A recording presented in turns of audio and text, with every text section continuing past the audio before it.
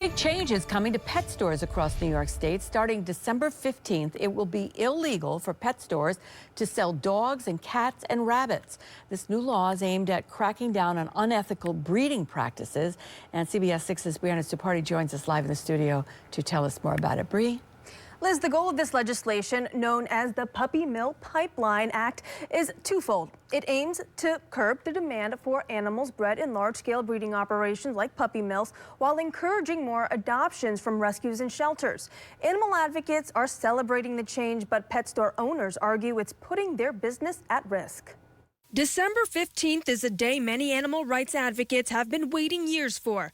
It's the day pet stores will no longer be allowed to sell dogs, cats, and rabbits here in New York State. Been long and coming. Harold Hovel with the New York State Humane Association spent years advocating for the Puppy Pipeline Act. Now it's finally going into effect exactly 2 years after Governor Kathy Hochul signed it into law. It's designed to crack down on inhumane breeding practices. Most of the animals that come to retail pet stores come from what's called puppy mills or rabbit mills.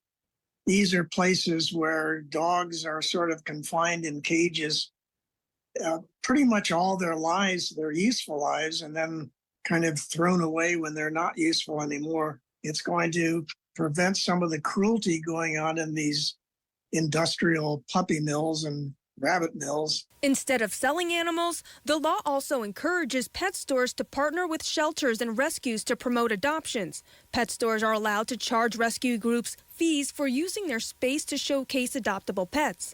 Advocates say this will help address overcrowding in shelters and reduce euthanasia rates. So the fact that some of those animals from shelters can find a new avenue for homes, mainly being adopted from pet stores, is just a win-win for everyone. But pet store owners argue the law will unfairly impact their businesses and may push buyers to unregulated online markets.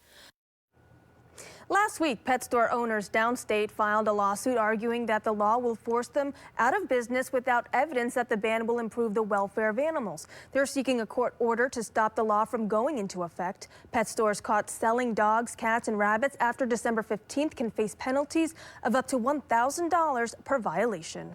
Liz?